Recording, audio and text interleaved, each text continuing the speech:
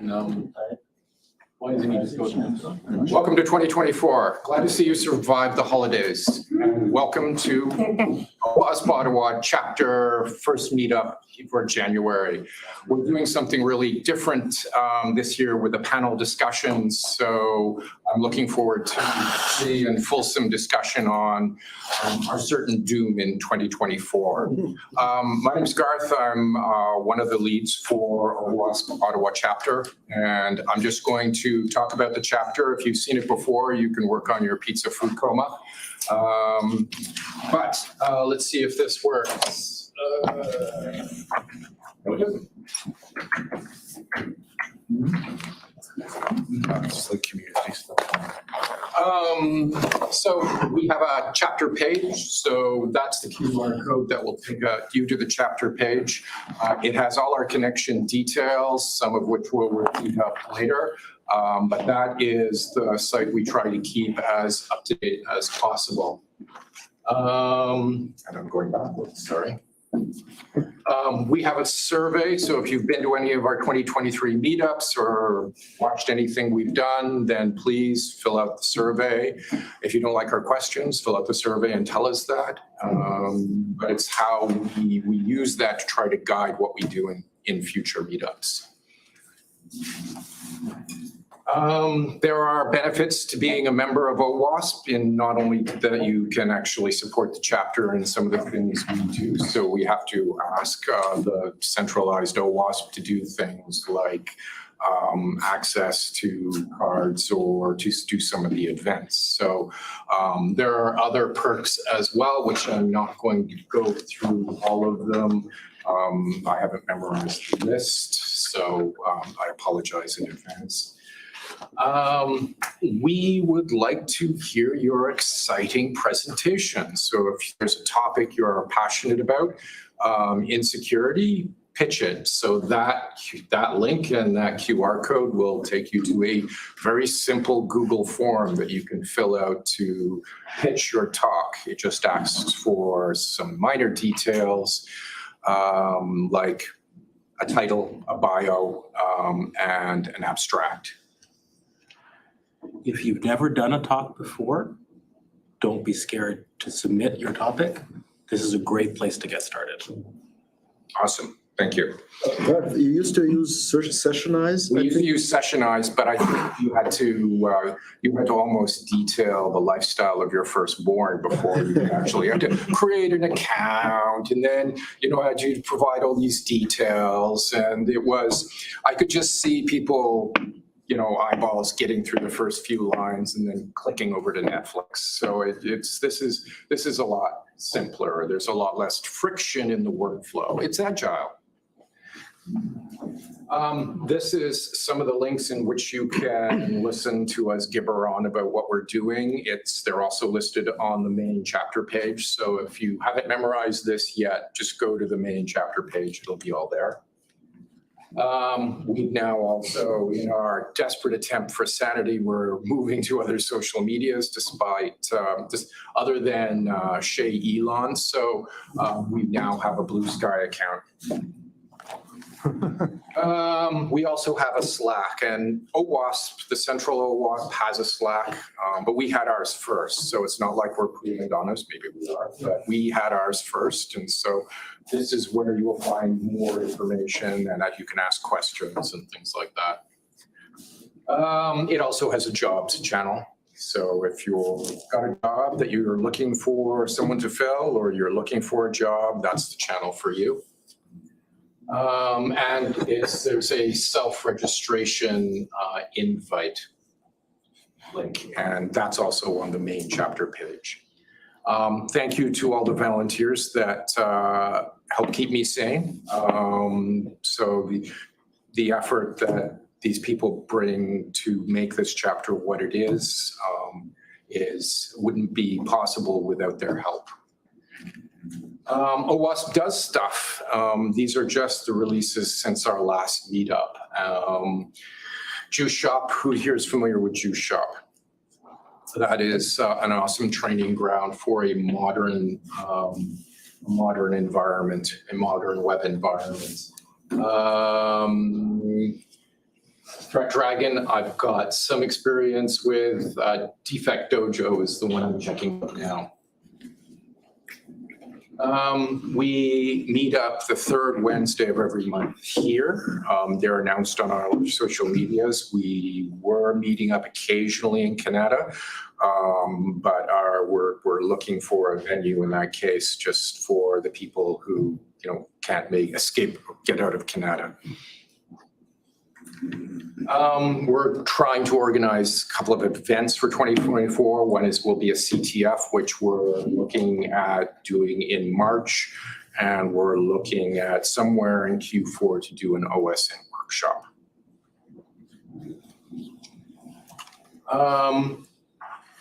What's OSN? Open source intelligence, which means that creepy thing of pulling all your details out of social media. So take, for example, the guy who just got charged for setting fires in Quebec last summer. How did they find him? They found him through social media. So people just can't stop sharing. So we need help. Your gift to society will be to keep me sane. And if any little task, like all the myriad of tasks just to put on an event like this or any of the other events, that one small little thing that you help us with will be greatly appreciated. This is just a general call out to any organization who wants to donate swag for prizes for future events. So if you're part of an organization with a closet full of swag that you're trying to get rid of, we'll take it. Especially the smokeless ashtrays. Who here likes pizza? So big shout out to Rewind and Greg for bringing us pizza. This event in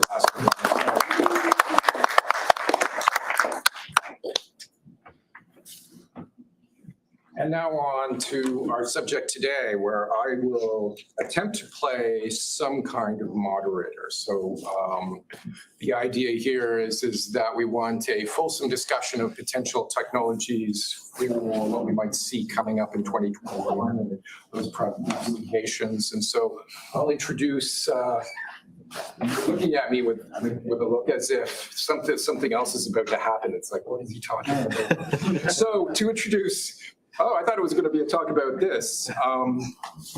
Was something you wanted to present? Was that later? Or? I think it's not going to fit, so that's okay. If we run out of stuff to say, I have some slides. Okay.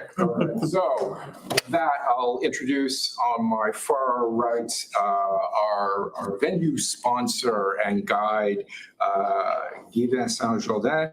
He joined the university in 2004. And you worked in industry, well, you had 7 years in the private sector as a CTO and a CEO of an Ottawa-based company called Decision Academic Graphics. So you received your PhD from the Université de Rennes. Did I say that right? Okay, so far. And INRIA. What is INRIA?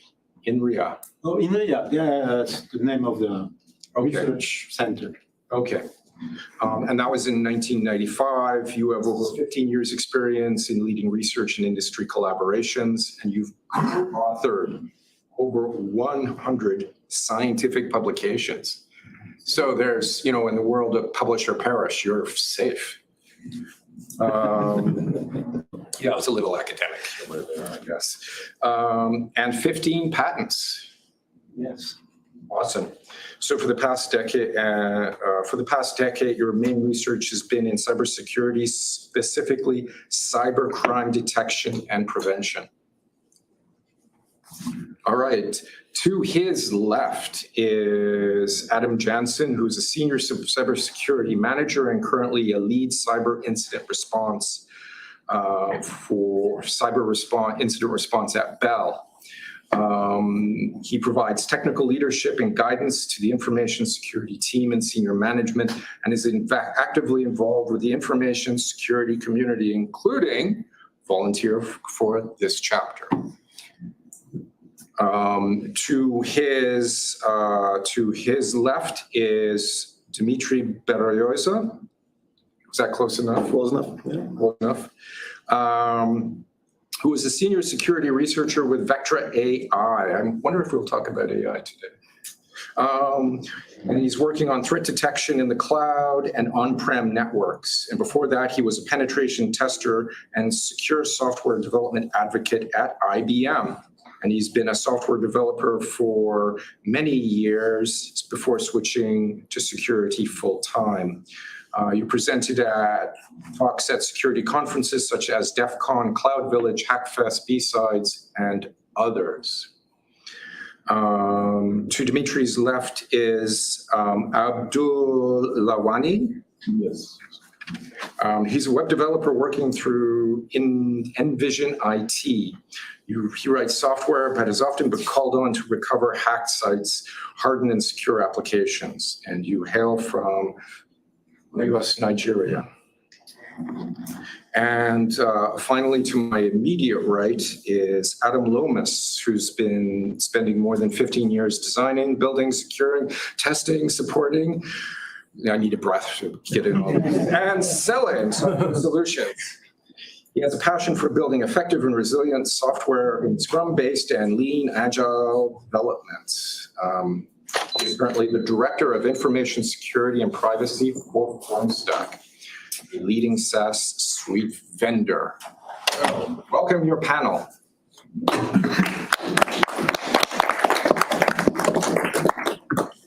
So let's just address the elephant in the room first, and I'll ask the question: what are your top 3 technologies that you will think affect cybersecurity in 2024? And I am fully expecting AI to be in there somewhere. So we'll start with Guy. All right. Yes, I will be there.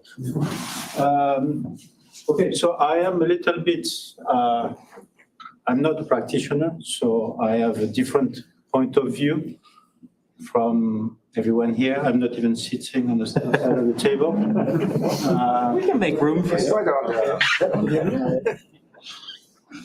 So, and also you are asking a question which requires me to speculate, and I don't do that.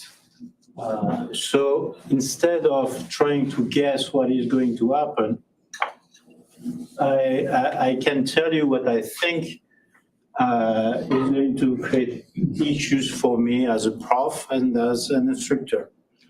And the first one is, I am not sure how we are going to teach security. I'm not even sure we are going to teach programming, computer science moving forward. Things have changed. We have sort of fought against those changes, and I don't know that this was very smart to do, and anyway, we lost the battle. So how do we teach security or we teach programming when students write programs by asking ChatGPT to produce something and send that to us? What does it mean? People are doing that also in industry, so we should not prevent them from doing that because in the end, that's the norm. What does it mean to teach security in that context, or to teach computer science? How do you evaluate the performance of someone who is basically just getting the response from someone else? It doesn't. There is a discussion to have. If you have any suggestions, I am interested. But I can say that I don't know what we are going to do. We are probably going to bubble around and move forward, but we need to change, and it's not clear what it is we are going to do. As a researcher, another problem that I have is AI, like everyone else. AI is absolutely everywhere in research. AI everything means that most of the research that you can publish now is basically throw models at data and say what you see. It's interesting. As if you have played with this thing, you know that it's not really explainable. So you end up with a lot of things, and you have results, tables, rows of numbers, and my numbers are better than your numbers, and okay. But in terms of research and understanding, which is supposed to be what it is we do, it's problematic. So we end up with a lot of results for which we don't have a deep understanding, and we are moving forward with that. And what's worse in our case in academia is that we do that based on bad data, because we don't have access to the good data because you guys are not sharing. That's what research is moving forward. The third thing, you asked for three things, so the third thing is the exciting part, so to speak, which is as we use AI everywhere and as AI is deployed everywhere, well, we're introducing a lot of security issues that are due to AI, because AI systems are not very secure, surprisingly. And so there is a lot of interesting research to be done on breaking AI systems. And that is the shiny spot in this picture. We are going to have a lot of fun breaking those things. So yeah, those are my three things. Awesome, thank you. The one thing I'll mention about the education part is that how do we square that with the huge chasm in terms of getting people into the security field, in terms of and in having experienced knowledgeable practitioners to enter that field. Yeah. So I know it sort of sounds sort of funny with the recent industry layoffs, but there is still that demand that's there. Next. Thinking about this question, I didn't come up with three specific technologies, but over the holidays, you kind of get a chance to take a breath and going, okay, what has been causing me a headache? Why am I so stressed? Take a step back from the problem. And as we approach a new year, what challenges are going to be facing us? And I tried coming up with some sexy buzzword or even a t-shirt. But all I was able to summarize it was velocity. It's been a challenge in not only the IT and development world, but certainly in the cybersecurity world for many years. I think it's exponential in 2024. It's going to be even a growing challenge, certainly with what I would say is the cusp of AI, right? A lot of AI, I think vendors from a practical perspective, I look at it and a lot of it is just automation at this point, but I do see the spark of AI really revolutionary a lot of things we deal with every day. By velocity, I look at it from three different angles. First is attack surface. If you look at your home network even, or trying to attack an organization in the late 1990s, early 2000s, it was pretty easy because chances are they weren't online or they didn't have a big online footprint. Today, I would challenge everybody, go home, take a look at your home network and look at how many devices are on your network, maybe able to talk to the internet. And each of those is part of your attack surface. And same with your organizations. You can play the same game I do every 6 months of guess that IP and look around your network for 20 minutes going, what is that? And realizing, oh yeah, I plugged that into my network and it could be compromised. The second thing, and certainly a lot of buzz around 5G, and there's a lot of buzz around it, but basically I also see it in terms of wireline capacity. And never would I have ever dreamed being able to have multi-gig connections to my home, right? And with that, the volume of data and the applications that can be applied, I joke with colleagues, hey, well, I just need to upset some of my neighbors and I got a 20 gig DDoS coming at my house because the capacity is there now. And same with the 5G networks.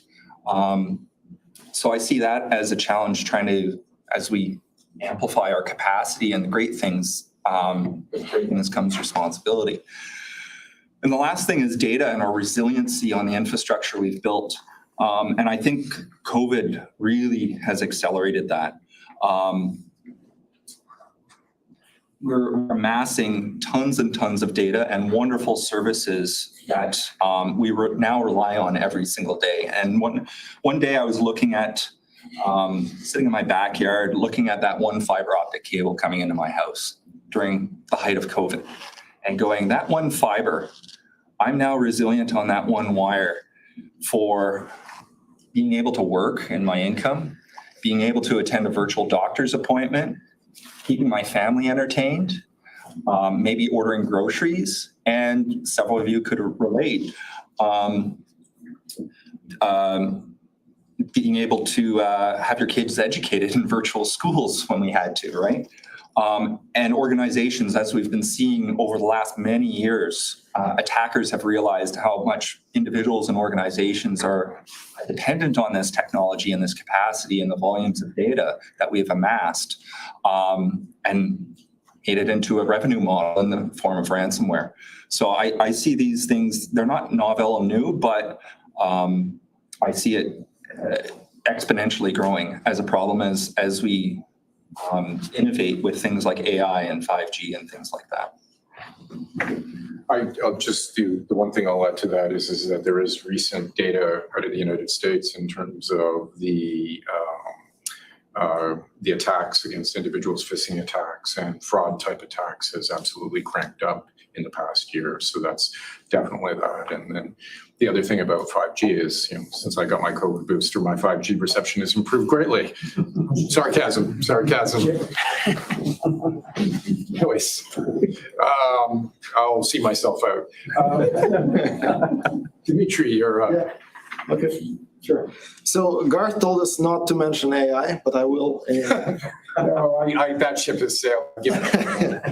So I have mixed feelings about what happened to AI last year because, to the public knowledge, AI just kind of magically appeared out of nowhere. It wasn't there before.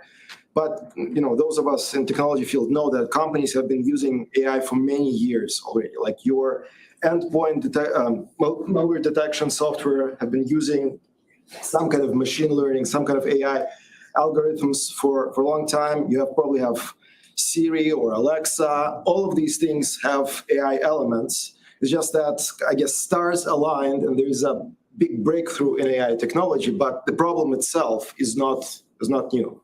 There's a lot of hype there that going from, AI is just absolute crap, cannot be used. And the other end of the spectrum is, AI is going to take all of our jobs. I think neither fear is justified.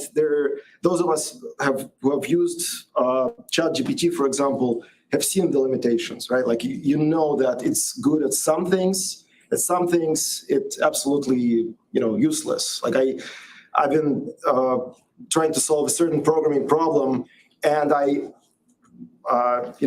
tried 3 times with ChatGPT to give me an answer, like to write me a small algorithm using a certain API. All 3 attempts failed. Like it imagined new API calls, imagined new techniques. So it's good for certain things. It's not as good for other things. What I think this big hype last year and year before has done, the actual big thing, is that it brought AI to the forefront in the public's mind. Investors are paying attention because before AI was kind of this, toy that you may or may not want to invest in. Now everyone wants to invest in AI, and that means a huge inflow of capital into these technologies, and that's gonna really push technology forward. Not just the breakthroughs in technology itself, but the influx of money and the public interest. AI is a double-edged sword. Like with pretty much any technology out there, there's a battle between the sword and the shield. AI, I work for a company that has, as Garth mentioned, AI in the name. So we've been using machine learning and some elements of AI for over 7 years already. And on the defense side, I think absolutely that'll keep growing. It absolutely helps you deal with large volumes of information. Now we know that it can actually pretty reasonably well interact with humans, come up with, reasonable, chunks of text on the fly. It can, there are things done with images. So there are a lot of advancements, and in the security defense field specifically, there are a lot of applications where it can be a force multiplier. There are a lot of jobs that lead to kind of burnout for analysts. There are a lot of things that people do manually. So in that sense, like looking for patterns in data, helping analysts sort through incidents, maybe highlight certain things, find hidden trends. There are a lot of areas where AI would work like this force multiplier to help defenders. And we all read in the news how attackers are using AI. They're using mutating malware algorithms. They're coming up with better phish emails. There is fake video, fake audio that's used for business communications compromises. So the battle will intensify, but I think it will help both sides. And I think we just have to look beyond the hype and just be realistic about what it can and cannot do. But I think it's absolutely useful, big step forward. So that's one technology that's kind of the big elephant in the room that we couldn't not talk about. As I mentioned, I'm primarily doing research in, or rather Garth mentioned that I'm doing research in the cloud environments right now. And the one big technology that I'm seeing right now that's kind of coming more and more to the forefront is basically attempts to solve the problem of many disconnected environments and protecting them. So essentially, if you look at an average business right now, they're not just specializing on one cloud environment. They probably have some Azure accounts, some AWS accounts, some Google Cloud. They have on-prem networks. They have a lot of disconnected products working in these environments, and they're just overloaded, and they're trying to make sense of it all. So something that you may have heard of called XDR, Extended Detection and Response, something that attempts to kind of consolidate signal in all those environments, look for threats that are kind of traversing different environments, looking for cases where attackers use the same identity to move from cloud to on-prem back to cloud. So the software that tries to make sense of it all, unite all these disconnected signal and kind of bring it all together to help defenders really understand what's going on in their environment, I think that's going to be a bigger thing as time goes on. So that's my number two. That's what I'm seeing in my job. People more and more talking about that. Finally, the age-old problem of passwords and how insecure they are. I think things are slowly starting to change, like from what I read in the news. More and more environments are starting to adopt passwordless. I think was it Chrome that recently started adopting that. The more support is coming in the browsers. I think more enterprises are thinking about going to that. So using passkeys, I think, is going to be a big win. First of all, at the very least, fewer and fewer people are using passwords only. So multi-factor authentication, I think, is just if you're not using it in your environment, you're setting yourself up for failure. It's an absolute must, because we know, like those of you who study how attackers are actually breaking passwords or breaking into accounts, and with the newfound prominence of identity in the cloud world, how much more important it is than it is in the on-prem world, because right now your identity, where you have, let's say, your username and your password and maybe other factors of authentication, that's really the only thing that keeping that secure is the only thing that protects you from being breached. In the olden days, you had on-prem networks that were kind of hard to reach. Attackers had to breach the outer layer first and then kind of try to move inside. It wasn't as easy. These days, with zero trust, pretty much any service out there is accessible from anywhere in the world. Even some applications that are internal to your company, they're really, unless they're walled off through a VPN, really accessible from anywhere. And the only thing that kind of protects you there is a properly secured identity.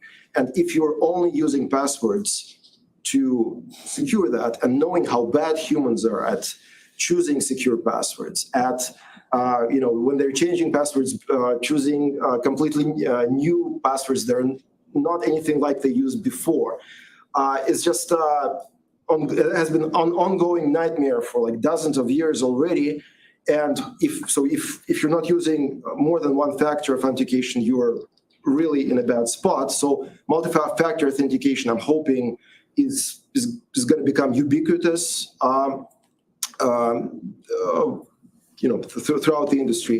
And more, we're going to move to passwordless authentication. But technology has to be there to make it easy to use, because it's not right now. It's still not trivial. It's not something that your grandma could pick up and use.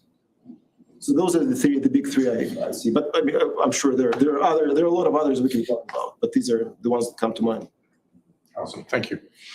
Abdul. Yeah. For me, it's consumer IoT. So that's Internet of Things. So today we have a lot of devices in our houses, in our offices, and they're all connected. And IoT is a new field, and not many people are really attacking or researching it. And they're very vulnerable. Like most software today, they run some operating system. Predominantly Linux. And as if you keep on the news going on with Linux, you realize that they've had a lot of bugs. I think they had a bug.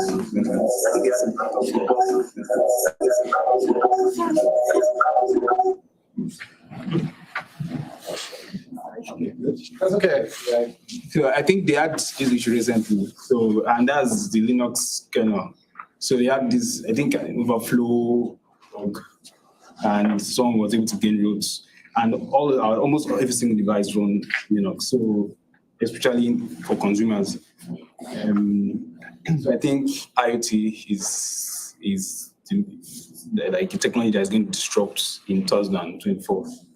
And the second one is also IoT, but for industrial industries now, they're using automation, like for everything. My office is automated, the door is automated, and everything's automated. And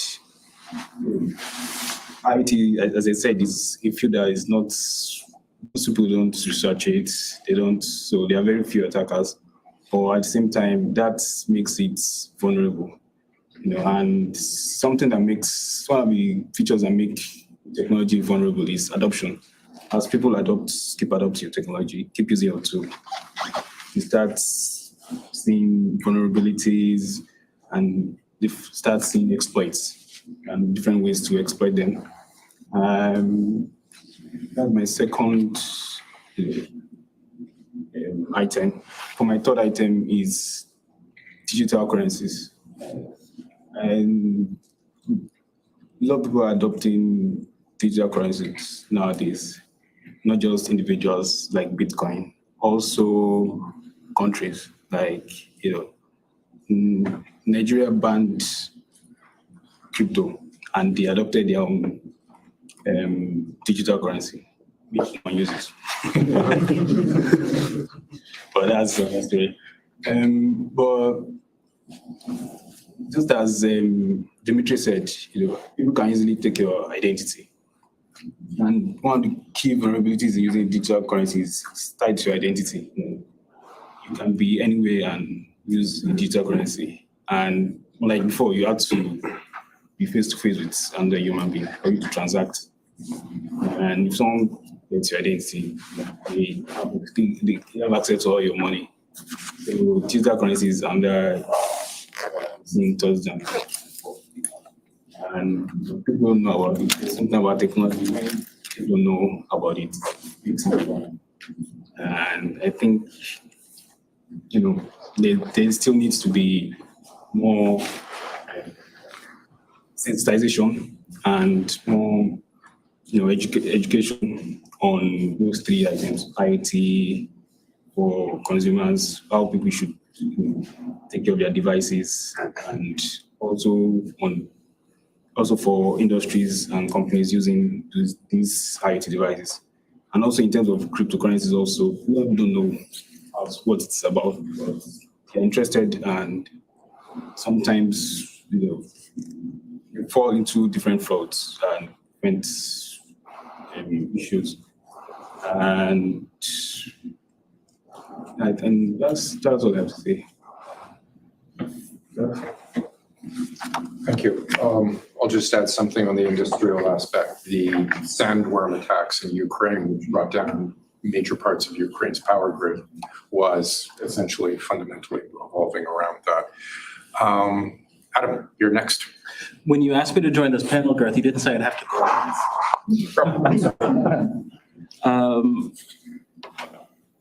I'm probably the least technical person sitting at this table, in that although I've got a background on the technology side and security and can hold my own, writing code or running burp, I've been focused more in the last 5 years or so on to the business side and the governance side of information security and trust overall. So for me, trust is a factor of your capabilities as well as your believability. And so a lot of my efforts have been about how do we build the capabilities and also ensure that people believe that we have them, so that the interaction of actually selling whatever product it is that we have business to business is a lot smoother. And so for me, I see AI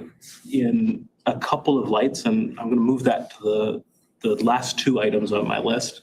But for me, the biggest disruption that I see coming from a business to business perspective in security is actually the ability to have cleaner, smoother, clearer conversations or no conversations at all with buyers when you are going through the due diligence process in a transaction. So for those who build software and ultimately are building software to be sold business to business, depending on the business you're selling to, as you get higher in the market, there's a lot of governance, risk, and compliance activities that have to be done between organizations. And historically, that has been painful, to say the least, and has taken a lot of good effort to have a really good system in place that you can talk about easily, or spend a lot of time with teams focused on responding to security questionnaires and giving, the same answer 72 times for 72 different prospects in a bad spreadsheet. And so for me, the biggest disruption in my job over the last couple of years and what I see coming more in the next year is the ability to share that information organization to organization in a way that doesn't require a custom questionnaire or a custom assessment every time. And there's a couple of different technologies that are contributing to that. There's the concept of trust portals and trust centers, where organizations are able to place the common answers to the questions that are important to buyers and enable self-service for the buyers and the sellers in your organization to make that really easy to access. And that's been really important for me because it means that instead of spending X percent of time delivering answers to questions, we're able to push 90%, somewhere between 75 and 95% of that question response to a self-service model.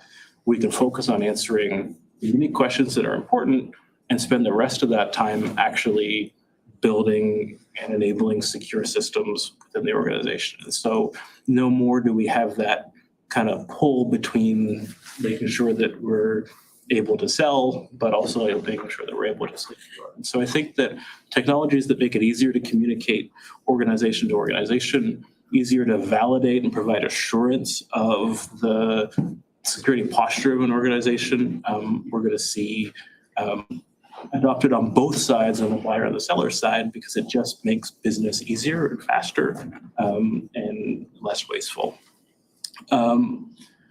AI, I think, contributes a lot as a force multiplier. For me, I've found that while AI is not good at some things, if you are able to leverage it as a good assistant, a good co-pilot, not to pick on any trademarks that might have come up in the last couple of weeks, it is incredibly powerful as a force multiplier when you just need to get something done that's a fairly trivial task that otherwise would have taken an hour or 30 minutes or 4 hours.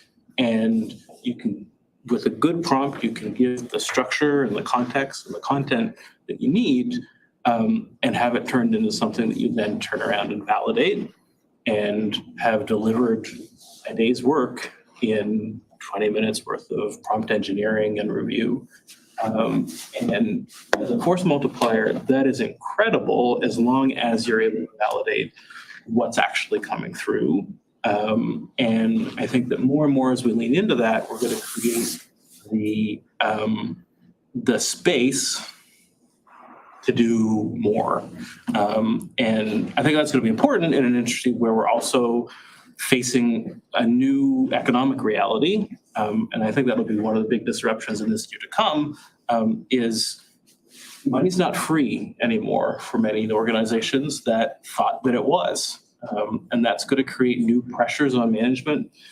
It's going to create a challenge for a lot of organizations to keep up with the pace that they need to work at, the quality they need to work at, but without the resourcing or the staffing that they need. And so figuring out how we're able to leverage these force multipliers for good, I think is going to be a huge opportunity for us to lean into in the coming years. What I fear, and I think that Professor tapped on this, what I fear is the hollowness that may come over the next months and years when we begin to forget how to learn or forget how to do the things that we do. And I don't know yet what this is going to look like, but I have this discomfort that it's going to mean we have the shallow understanding of everything. We thought it was bad when we could just Google everything, right? We didn't have to know anything anymore. I can't find my way around a city anymore without Google Maps, right? I should know it. There should be wayfinding that lets me get around, but because we have maps, we don't have signs anymore.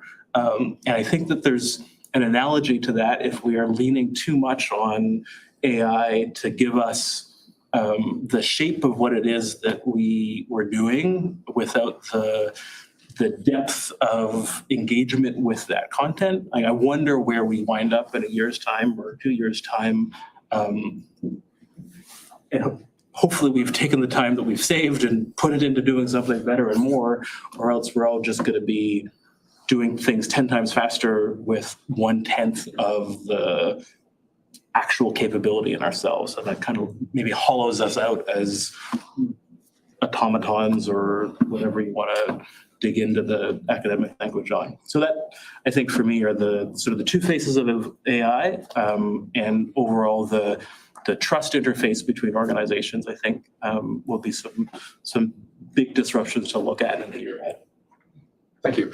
And just to prove to everyone that I've been listening, I'm going to tie in 3 things from 3 different people, starting with Guy's statement about, well, what about education? And then I'm going to move to Jensen's statement about continuity and what if it all gets disconnected, because as I found out when my internet went down last night, as soon as it came up, my youngest son yelled, "It's on!" So I know that sort of stress. And then the third thing is how do we cope without these things? So when we lose our connection to the internet, how do we learn, and then how do we function as a society because somehow we don't have something or some content to be able to tell us how to do this? I mean, yeah, I've Googled to figure out how to fix my fridge, but when all that's gone, what did I used to do? And yes, I am that old that I know a pre-internet time.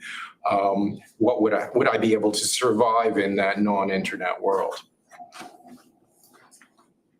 So before we go any further, I'm going to ask, are there any questions from the audience? Yes. And speak up for the microphone. It's a bit quiet, yeah. Yeah, hello. This question is primarily for Dimitri, I believe, but it can be generalized and extended to everyone. A bit about myself. For the past 6 years, I worked in cybersecurity. For the past 2, I've been a threat hunter, endpoint, basically sysmon log review, some technical terms there. Subsequently, as a threat hunter, I've been reviewing like MDR, XDR solutions as well, like our competitors. And I've just noticed that whereas a couple of years ago, we would have called some of, means of detection, like heuristic or behavioral analysis, even like automation, machine learning, like you mentioned. Now they're just calling it AI. So it's like they're slapping the label of AI on it, but really it's like machine learning or automation, right? Like, so do you agree with that statement? And to all of you, like, what is and isn't AI, right? It seems like it's just a buzz term right now. So, yeah. I agree. Some of it is marketing. There were times where everything was I something, like IPC or iCloud, whatever. So businesses grab onto this new hype and kind of try to stay. I've added an if test to my code, so it's AI, right? At least we got vowels back. So yeah, I would say yes. It's probably a scale. From business to business, it differs what they have internally, and they probably will not.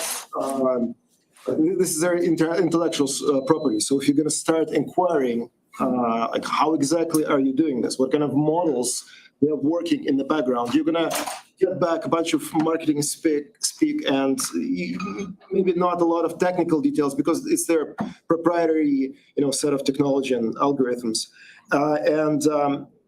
I think there's definitely machine learning in probably as many places as you can think of, because without it, it's just certain tasks become so impossibly tedious that's just it's not feasible to keep up with the threats that are showing up.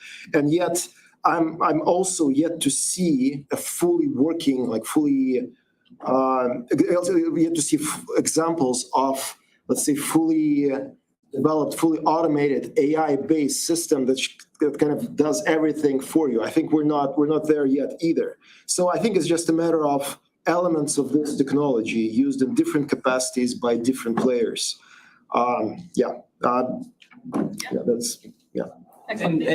you're right. I mean, if you look at what investors are funding today, if you don't have some AI play in your deck, you're not getting a dollar, especially in the fundraising climate that we're in today. And so I think you're astute to notice that just because it's got an AI sticker on the box, it may not be AI in the box, but also does that matter at the end of the day? It really comes down to how does the outcome work for us? And don't pay 10% or 30% or 100% more because it says AI on it, but validate that with that use case seems to work. We understand how it works. Let's do it. Commercially, I think AI is a loaded term where to your point, if you unpack that box, it's made up of many components, right? So there might be true AI with large language models. There may be machine learning to analyze big sets of data. A lot of AI I see is, what you've developed is an intelligence automation going, hey, if I see a red light, I'm going to do this. If I see a green light, I'm going to do that, right? And commercially, I see, particularly in the cyberspace, if you ask a enterprise, okay, well, you buy a SOAR product, security orchestration and automated response, and take your hands off the keyboard and let it control your organization, most CISOs will go, hell no, right? I'm not letting this orchestration. So that kind of demonstrates for me where we're not quite there yet from an AI and an overall automation. We're not comfortable with it To yet. drill down on that a bit, though, the IoT challenge that we've talked about, really challenging. As a consumer, as a security expert, like, I don't feel super confident about the security of my own home network if I'm leveraging a standard router out of the box, or if I haven't thought through the configuration. So I wonder, although at the enterprise level, CISOs are not necessarily ready to take their hands off the keyboard or take their teams off the keyboard.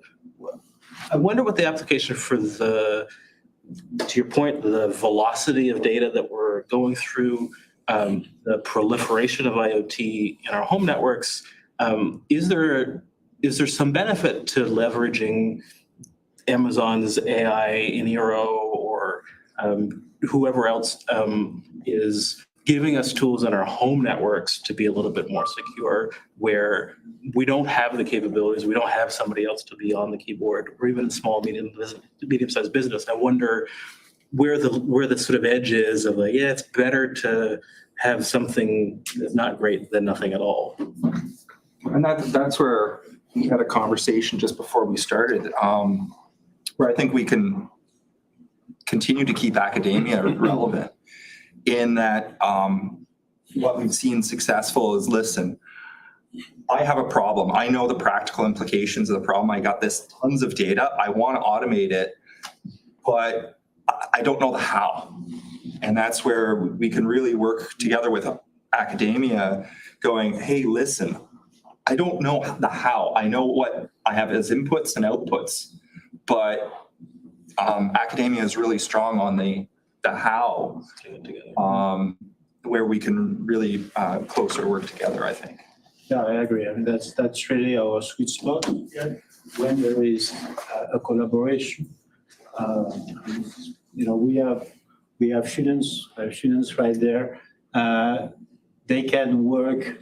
They can spend a lot of time reading a lot of paper and work on a problem for months, years, whereas you can. And so that's our strength here, and that's something we need to leverage a lot more. And I also want to point out that I am old enough to have lived in a world where AI did not mean machine learning, but right now it seems to be. Everyone says AI, where everyone means machine learning. That's not. And I think the automation has its place, but it's also on a spectrum. So there's certain things that you can automate and have an automated response to. It's just a degree to which you're comfortable with. So just to give you an example, so let's say you have an AI-like system that monitors your environment and sees that, let's say, a certain administrative account is starting to do things that are very uncharacteristic of that account.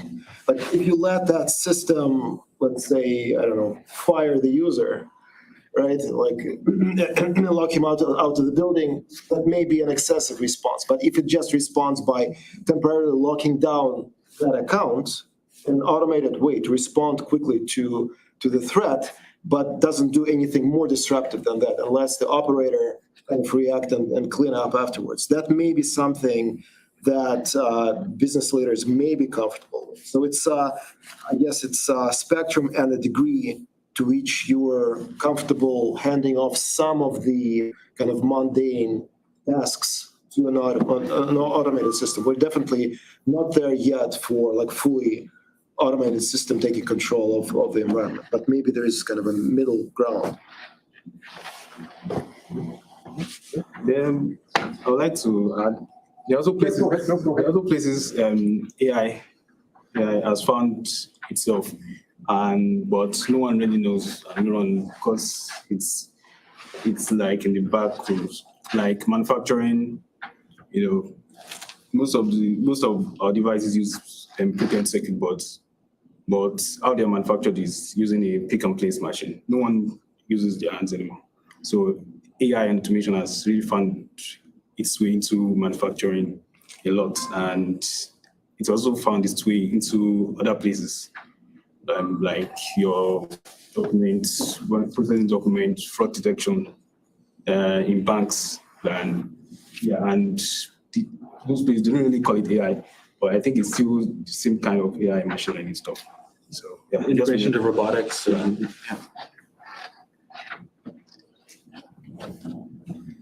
I want to add just a comment there on, we were talking about that void that AI is going to create where we are not going to know what it does.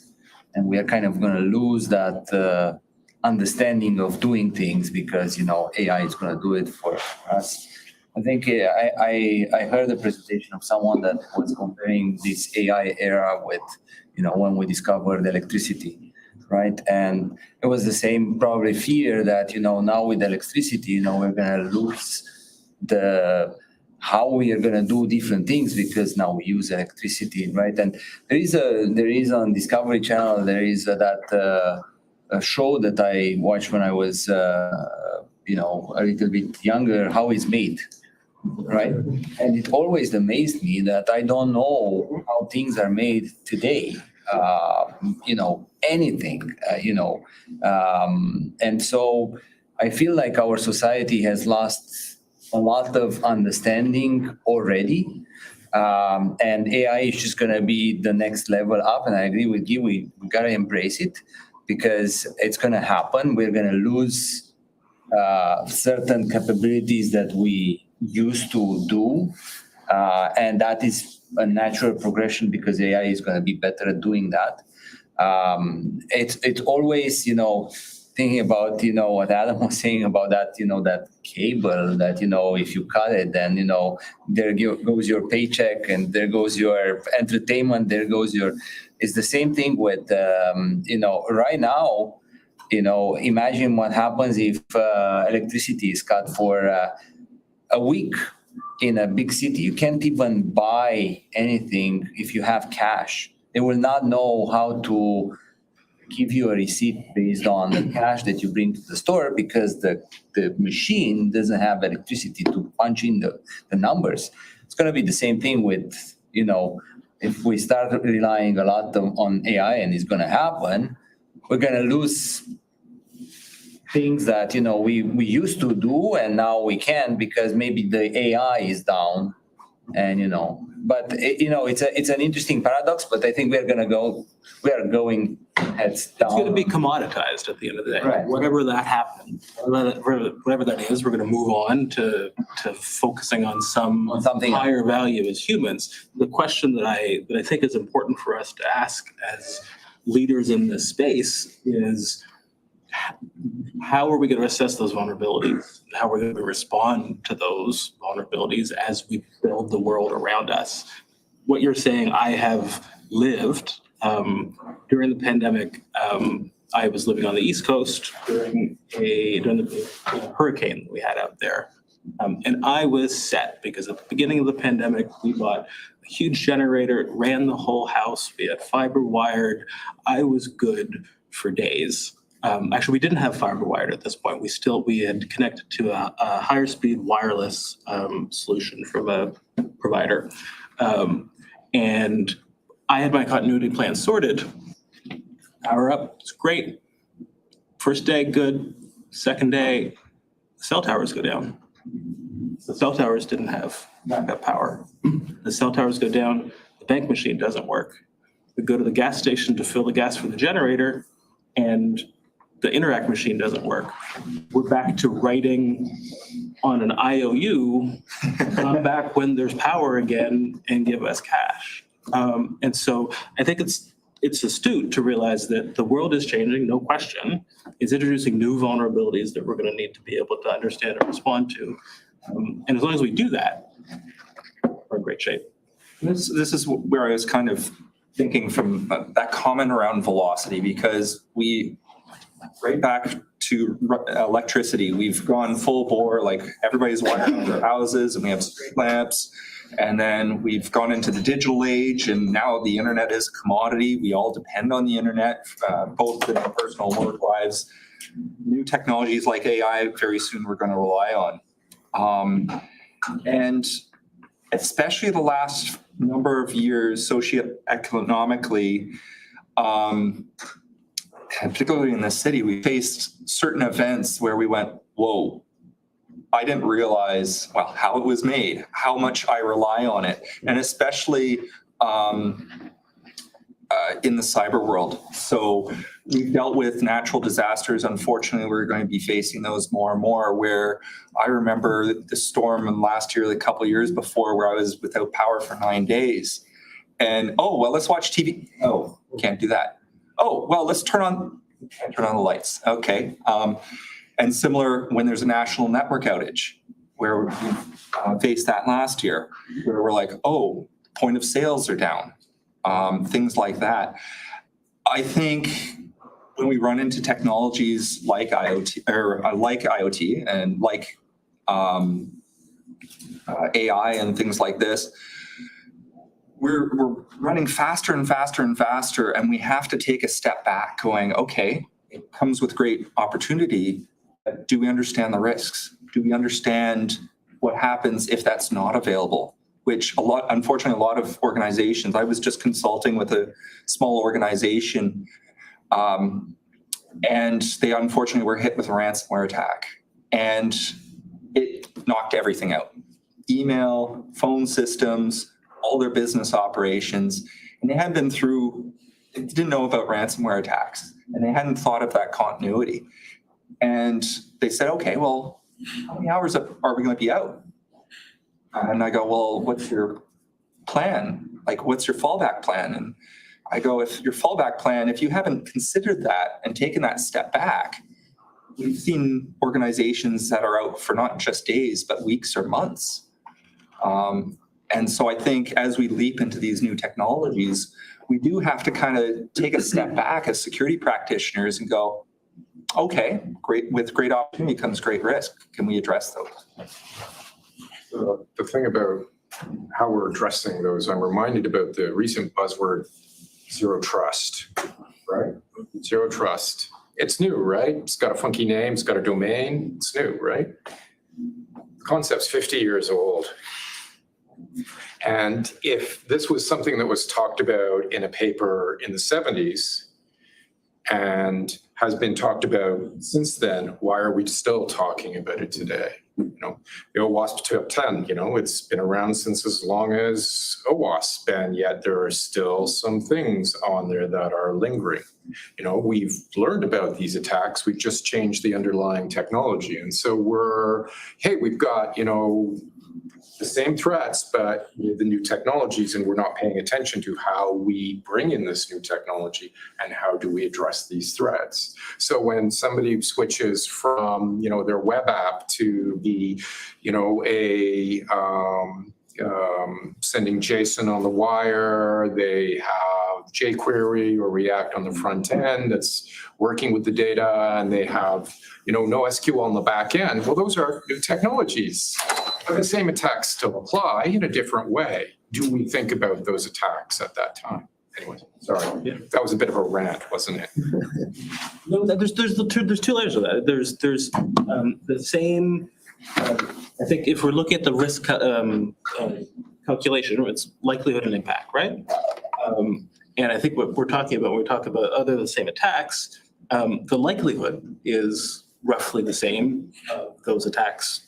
Technology to technology. What I think you're saying, Adam, is that it's important for us to do our periodic risk assessments and say, has the impact of that vulnerability changed for us?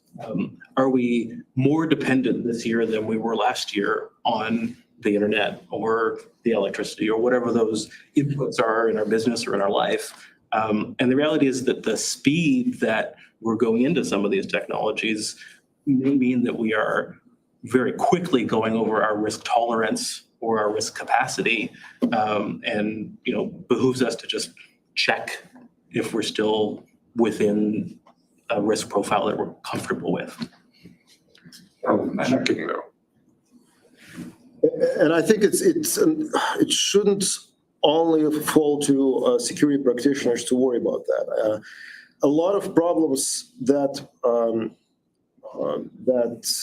high-tech industry has with security, they are kind of, I would say they're unimaginable in some other industries. So for example, imagine, let's say, airlines being as unreliable as software systems, like having as like Falling out, windows. yeah, exactly. Yeah. So let's say software that controls planes, for example, being as unreliable as some of the commercial software we're buying, or let's say medical devices being as, I guess, carelessly put together as some of the software we're seeing out there.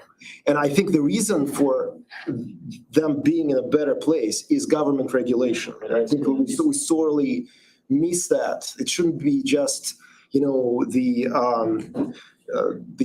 people that volunteer in this, like at OWASP, or just people who are passionate about security to worry about these things.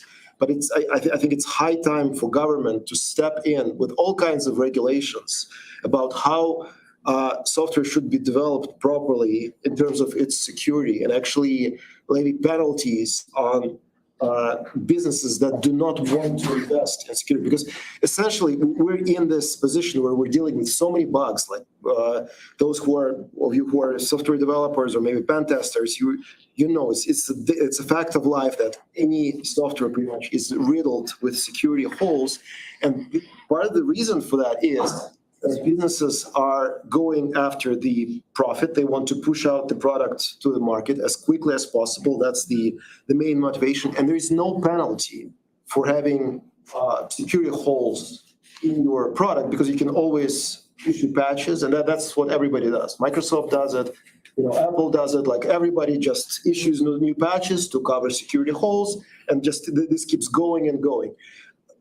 I think to really change the situation here, government actually has to bring, what I'm saying maybe probably unpopular, like a lot of people don't want more government regulation, but there's certain points where you cannot let industry to self-regulate, because the way industry is working right now, it's profit first, delivering to the market, first to the market, that's the motivation, and the quality takes the back seat because we're all kind of okay with it. There's no consequences for delivering bad products to the market. I'm a big fan of what Bruce Schneier writes. He wrote a few books on precisely these topics. Like he's a cryptographer and security technologist, and he writes these books about security in general, about how security should work. If you haven't read any of his books, I highly recommend it, because if you are interested in security issues in general, he discusses those kinds of topics, and it's really illuminating to kind of read some of his ideas. But I think that's one piece that we're missing, and I think government is sort of starting to wake up a little bit in the case of AI. Governments are discussing, I think there are conferences going on, there are government panels going on already discussing whether there should be AI regulation, like should be some kind of rules put into place, because it's moving at such a breakneck speed, and so many people and businesses are adopting it. It just takes one big disaster for people to sit up and listen. That's a good segue to a question from online. And I'll just share it here. The question is, given the recent discussion, should we limit AI deployment until its security is thoroughly validated, especially in critical infrastructures? What should be the limit in your opinion?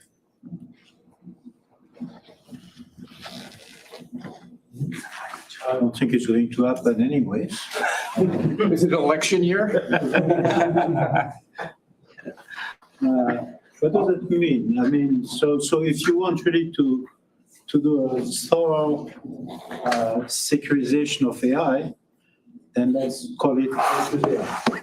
It's never going to be secure. It's just not going to be there. That's too extreme. It has to be reasonable. The risk has to be worth it. It's difficult to evaluate though.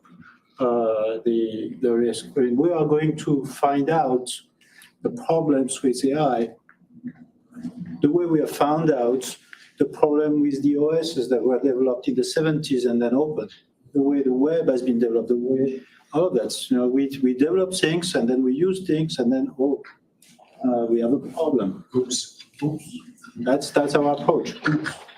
And this is also our approach to AI.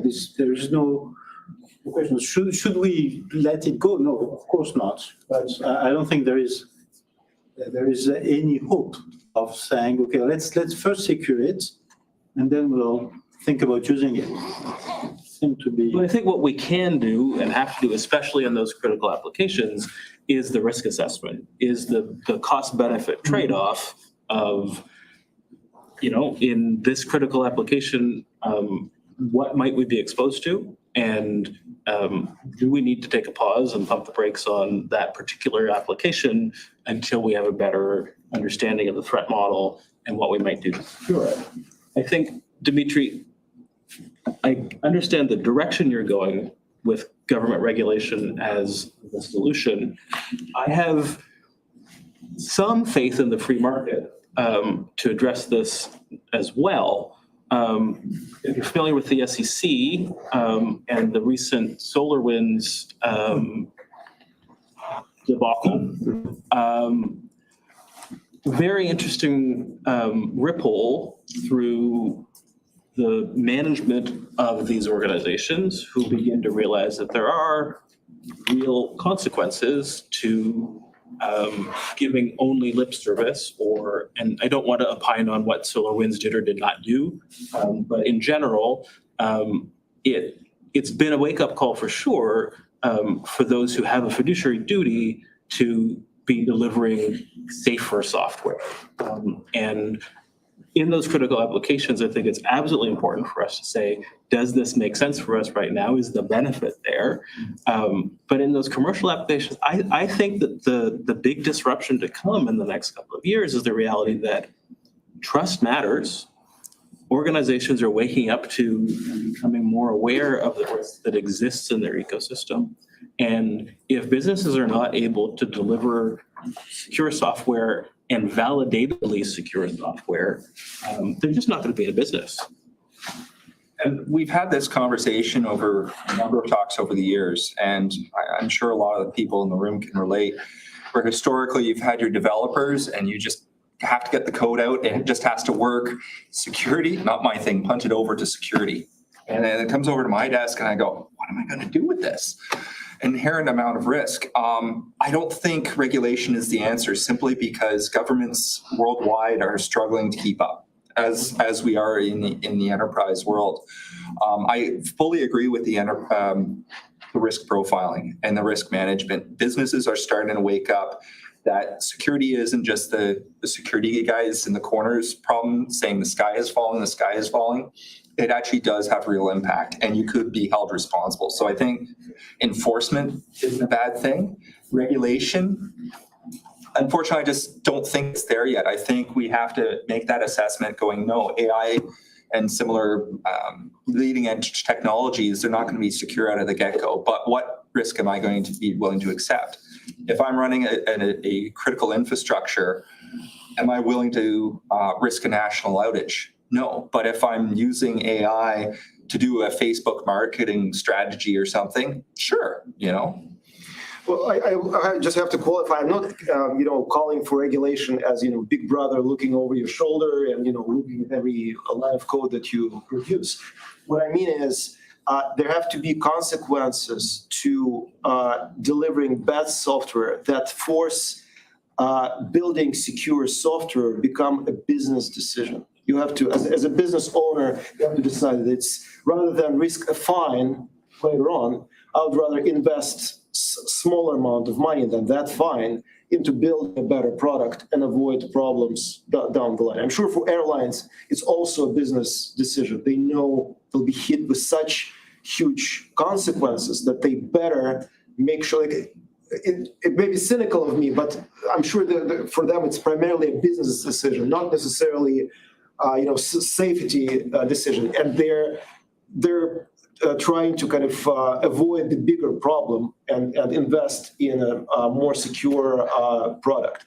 So it's not regulation in terms of building kind of a totalitarian society, but rather forcing businesses to think seriously about the quality of their products, because we as customers, we have no power over Microsoft or Amazon, and we just we just take it. We accept all these security flaws as a given, and we have no way to influence these companies, even with our purchasing decisions, to force them to build better products. There's just no way.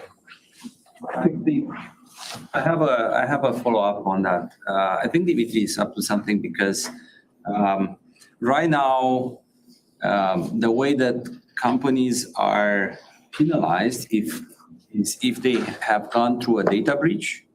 So we have, at IBM, we have a cost of a data breach report, right? And that is in the order of $5 million per breach as an average.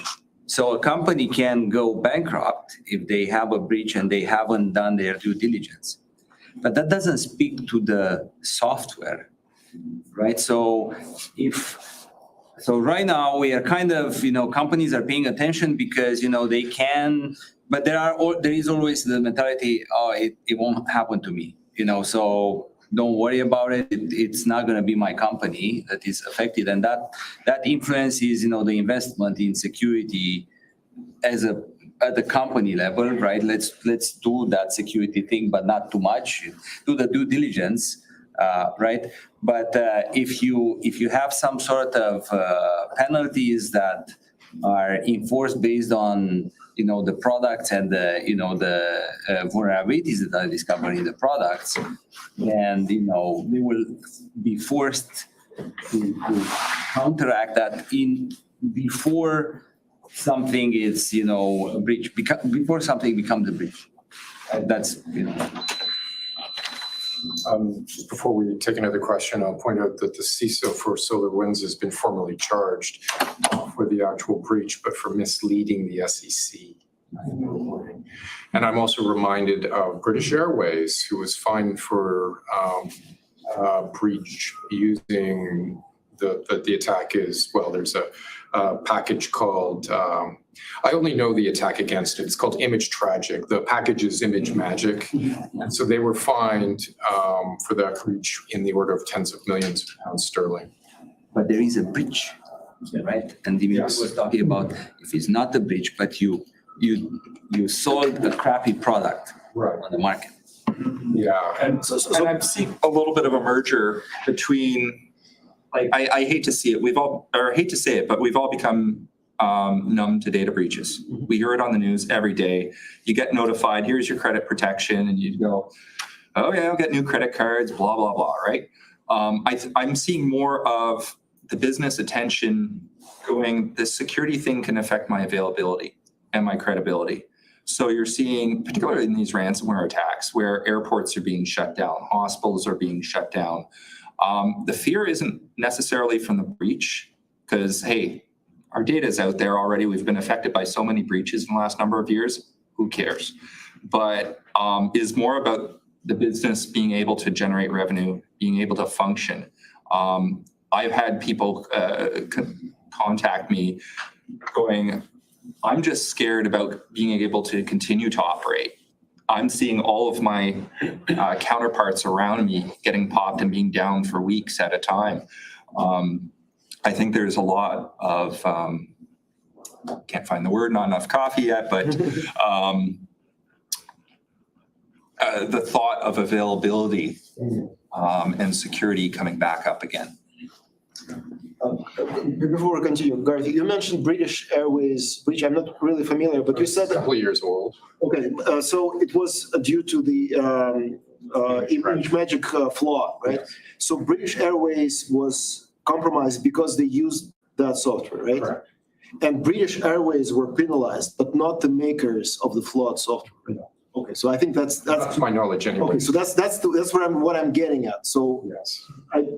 if I were British Airways executive, I would turn around and sue the developer but they're probably too small to make it worth it anyway. But It's an open source package. well, okay, so, but you understand where I'm going. We're going with this, right? Yeah, there's the responsibility Yeah. is not in the right place. Yeah. What's the law they were charged under?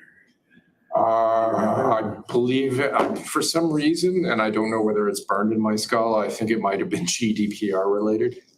Oh, And I know there's a hush over the crowd. Isn't the problem where they got it, denial of service attack after sending a badly crafted PNG?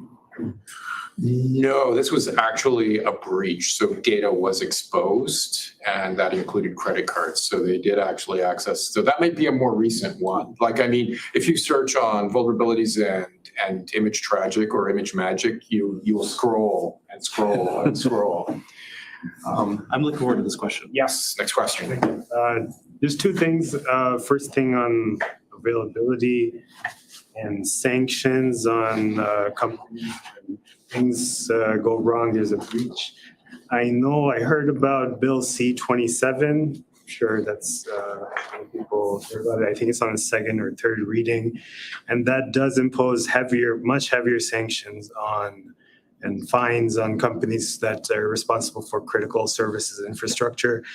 I don't know if it addresses like human-rated systems like airplanes and medical technology, but definitely it requires these telecom companies, for example, to have a security incident response plan that's robust and very comprehensive and tested.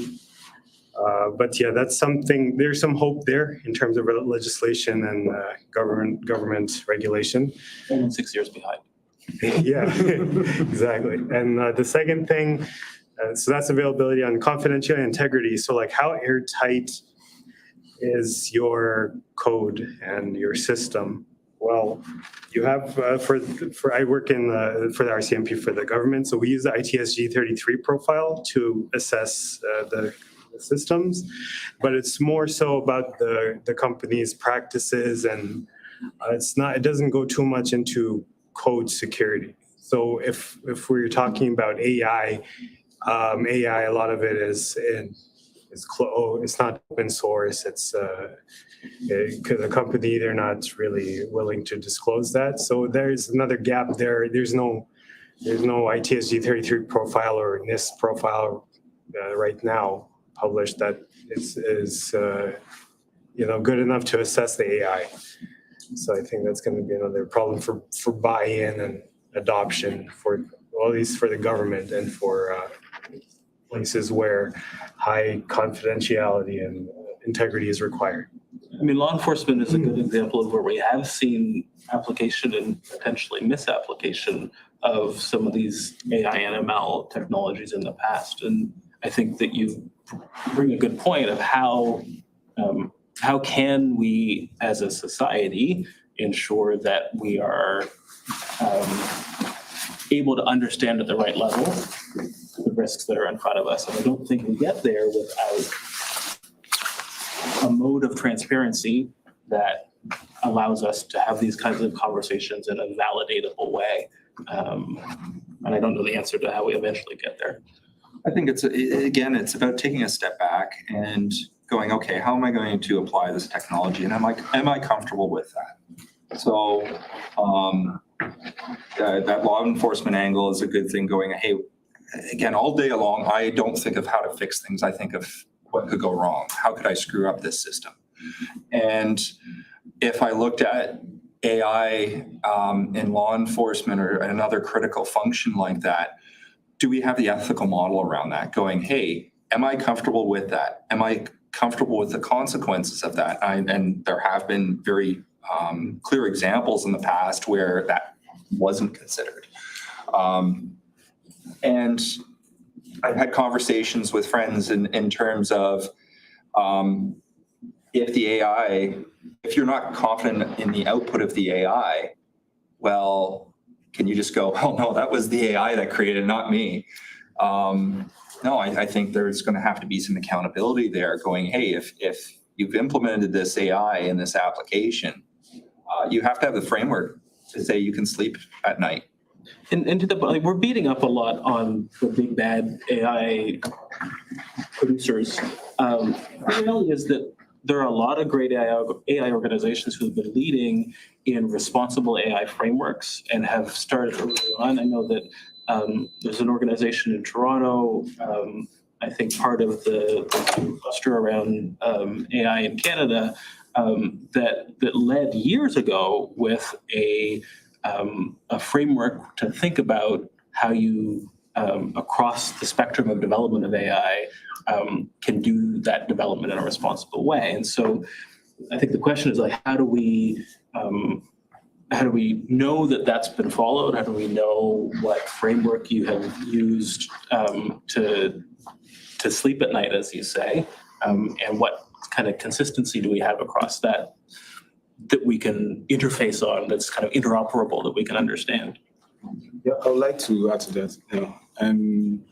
Speaking in terms of penalizing companies and for data breaches, I don't, as a software developer, I don't think it's possible to develop 100% bug-free secure software.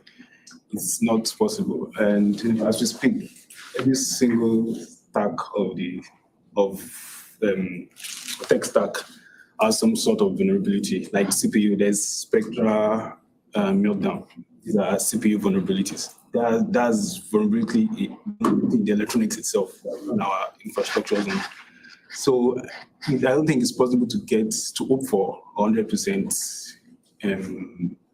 bug-free, secure software. I think the best one can look towards is in frameworks that manage risk involved with using this software. So just wanted to add that. One thing to continue on what you said that people are not willing to share their model, and so that creates a problem to evaluate.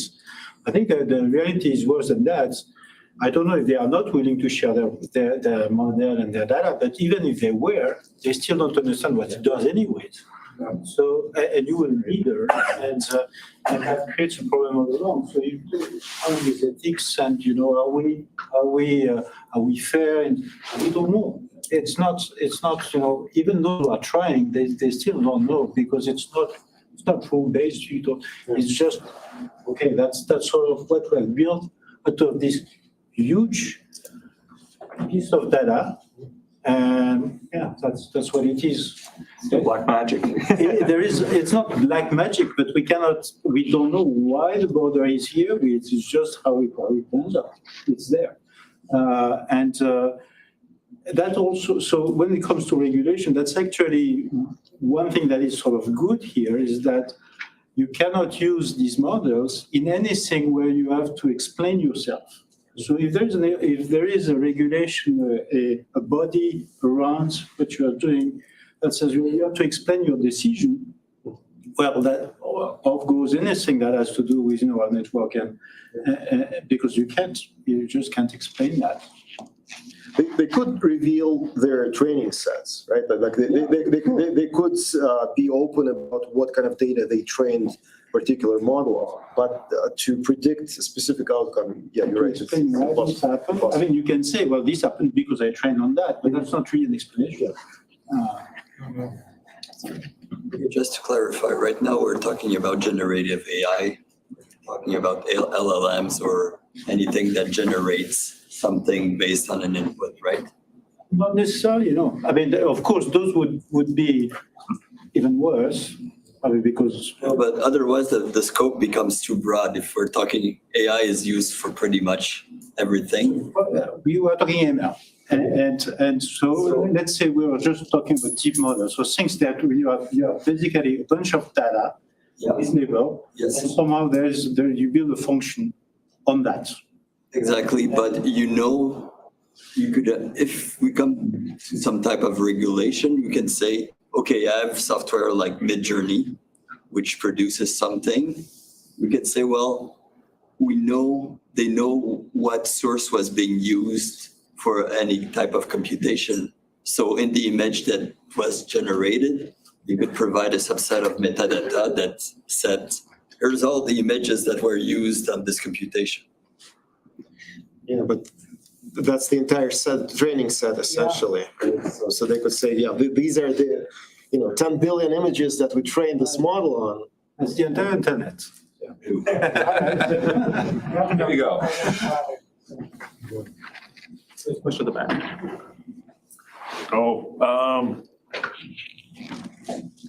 What was it about? Oh, it was the chips embargo. Like there's a cryptographic chips embargo between the United States and China. Like we're on the good side, we're on the North American side. But how does this change the state of play when there's like the BRICS countries are not necessarily able to get these cryptographic chips anymore? Boom. Well, what do you mean? How is that's going to? What are you asking this in regards to? Well, it's the disruptive technologies for I'm assuming for 2024. Like the chips embargo came in last year, so now you're hearing stories about NVIDIA can't sell chips to the specific NVIDIA graphics cards they can't sell anymore. Like what is that going to do? I think this has been a ways coming because there was a comment I forget, and I want to latch on to it about supply chain security and recognizing our supply chain. And it wasn't until COVID did we realize, hey, when we order from Amazon, where does that part come from? And then where do the parts of parts come from? And anybody who tried doing renovations or fixing their furnace or their dishwasher or getting a network router went, holy crap, these countries are locked down and I can't get chips for that. And so I think it's been a ways coming in that we're actually starting to peel that onion of, oh, okay. And I'm sure countries like China are going, oh crap, we're reliant on the US for these chipsets and things like that, that we're starting to itemize that software supply chain. I don't think we've quite found the solution because, as you know, okay, we realized over COVID that we were heavily reliant on Taiwan for chipsets and things like this. Okay, build me a chip factory next week in Ottawa. Well, give us 10 years, right, to build that capability. So what Biden's doing down in the States, he's like, here's $3 billion. You to help build the chip plant or whoever. Yeah, it's still going to take time, but I think we're still kind of peeling that supply chain onion, and I'm sure they're doing the same with cryptographic chips as to, oh crap, okay, what else can we do, right? Repatriating that manufacturing. It's, I think what you've introduced us to, thank you very much, the chip wars. And the chip wars are going to be across all kinds of compute, not just AI, but blockchain and other things. Sorry. So yeah, watch that space.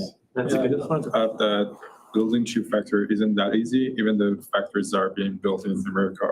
There aren't the new advanced ones. Yeah, there's only advanced 3 ones. manufacturers, right? Yeah, but they're designing the older models. The new advanced ones are still being built in Taiwan. So it's not something that you could just do easily. Yeah. But isn't it ASML is the only company which is doing the electronic lithography? That is the only company in the world which can, you can actually buy the machines from them to make the chips. And they have the monopoly on it. It's a Norway company, it's ASML. And China is not allowed to buy that machine. And only US, Norway, and those companies, that's why Taiwan is making, TSMC is making, Samsung is making, Texas Instruments is making that chip because they can only buy ASML. And that's machine is about $300 to $400 million. And that is the biggest factor for chip making factory. If you can get that machine, you can make it. I think it's it's going to slow certain countries down, but it's not going to stop anyone. I don't think. Example of Iran, who's enriching uranium no matter what sanctions are in place. Example of North Korea that's building or already built nuclear weapons, even though there are heavy sanctions, all kinds of restrictions. You cannot keep technology under wraps forever. I think it's going to slow certain countries down, but it's not going to stop them from eventually developing similar technology. Actually, by doing this, you're actually kind of prodding them towards developing their own. Like full disclosure, I'm from Russia originally. So Russia right now is under all kinds of sanctions, like probably the most sanctioned country in history. But what this has done, this has kicked their industry, their science, their technology into overdrive.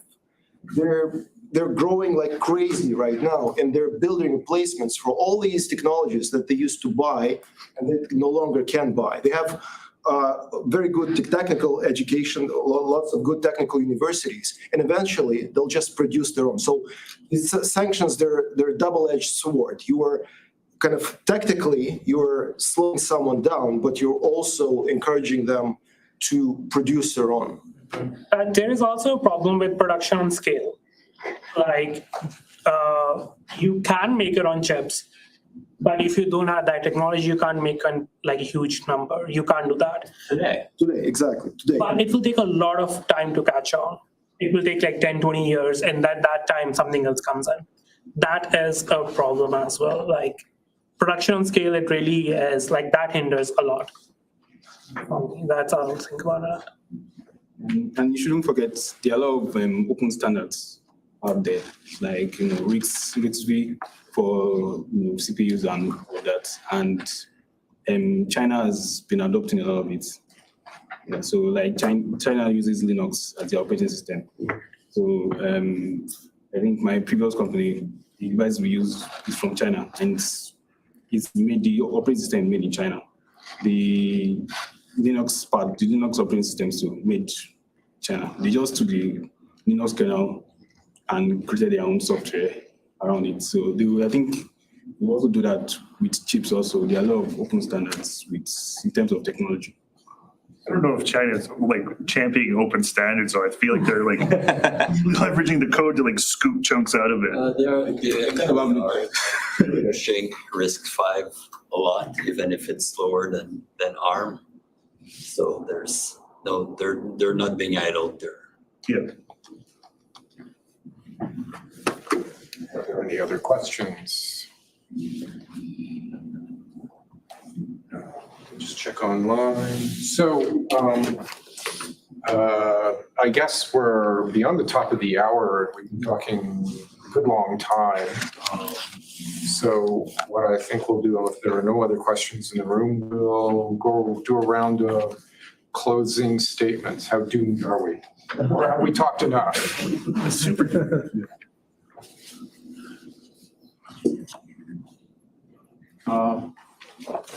So I'm not sure which of the various topics I should pick here. I think I felt like we have been pounding on AI quite a bit. So I mean, at the same time, we should not ignore the fact that this, well, for one thing, it's here, and it's useful. It's actually helping quite a bit, even in security, but not only there. So I don't think we should come across. I don't want to come across as being anti. Let's go back to the good old days. That's not my point at all. It brings a lot of new issues. I want to go back to what I said initially as a prof, as a teacher, but that matters to all of you. It's really unclear how we are going to onboard the new generation in the technology here, because you were saying, okay, AI is good as long as you can check. But so you assume that you already know. But for someone who doesn't know, how do we get them on board? We don't know that. It's a real problem, I think. If there's a step here, and I just don't know how to get there. I'll latch on to a thought that you just said there that I've been thinking a lot about back to my schooling, and went through school going, okay, you have to learn this technology and this algorithm and this and this and this. Well, look back on our own education, informal or formal, how much is relevant today? And I really think the place of academia is to teach that critical thinking, not the technology or the specific algorithm, because that's going to change. I think the place of academia is to teach how to learn and how to love to learn, and that critical thinking. And I think back to my opening velocity remarks, there's going to be all sorts of technology, and there's a lot of great things coming at us. But I think we really do have to take a step back and go, just like Web 2.0, web apps that do stuff. And we go in head in going, yeah, let's do all this stuff. And then OWASP came across and went, yeah, there's a whole bunch of things you haven't thought about here that you might want to consider. We'll make a top 10. And I think it's the same thing here, where we have to, it isn't about looking at the specific problem, but taking a step back and thinking, okay, what are we trying to achieve with these technologies? What risks are we comfortable with those risks? What controls or mitigations can we do? And thinking about that a little bit more technology agnostic. So you heard it here first, the Open AI Security Project. I don't know how to pronounce that. Well, yeah.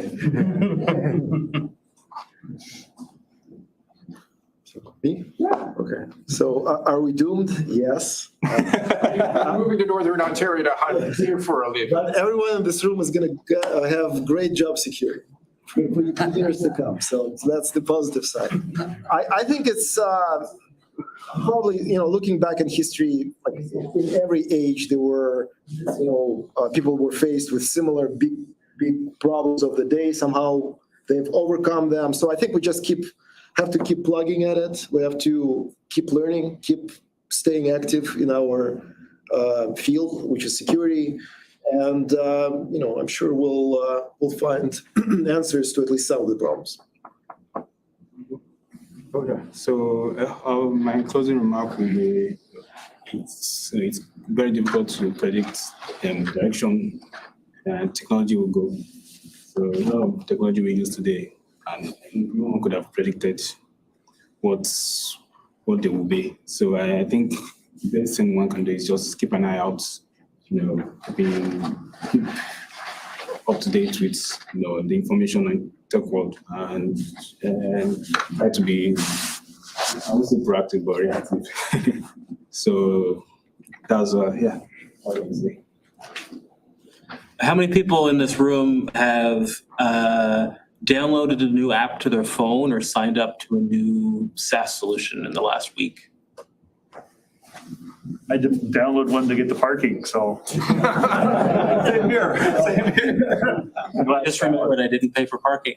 But what did you do to trust it? How did you know that it was okay to click that button, to let it have access to whatever it's accessing on your phone, to go ahead and put your information into it on the internet? What do we do to trust those applications? And I think that what I heard today, I was encouraged about how much we're thinking about not just the code, but also the way we think about the risks that are introduced when we do a thing and what we're doing to manage that. And whether that's in our personal life or whether that's from a business perspective, I think that this year is going to be a year where the importance of understanding trust and understanding how much we trust, whether it's an AI model or a piece of software that we're interacting and putting our data into, figuring out how we're going to know the good from the bad is a disruption I'm seeing. And I'm excited to see us kind of lean into that as more aware consumers and buyers. I think the Canadian government has already issued a document telling the universities what organizations they can't share research with. It's like 100 organizations now, like China is basically off the limit, Iran, so North Korea. Right. Yeah. So it's in a lot of ways no different than what we call the scheduled country in that way. Yeah, a little bit further than that. Yeah. Right.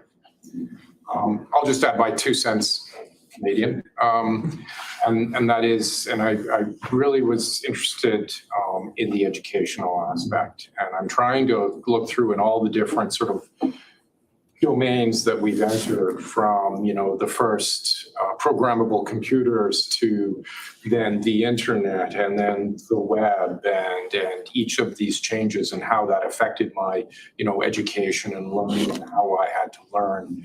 And if I can pull anything from those lessons is that, I had to learn about this box called a computer, and I had to learn how to program it. And yes, my first language I learned was Fortran.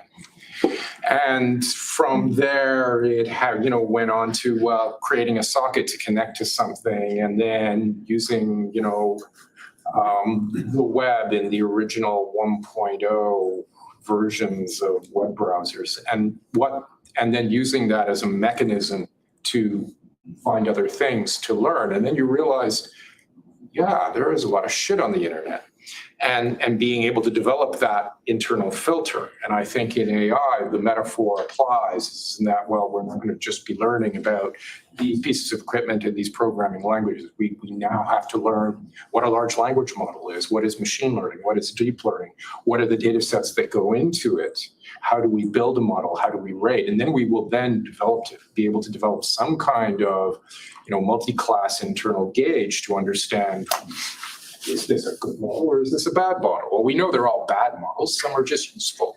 So from there, I think that's really where my hope would be. Anyways, thank you very much for joining us. This was a new thing to try in terms of a panel, and thank you to our panelists for a very good discussion.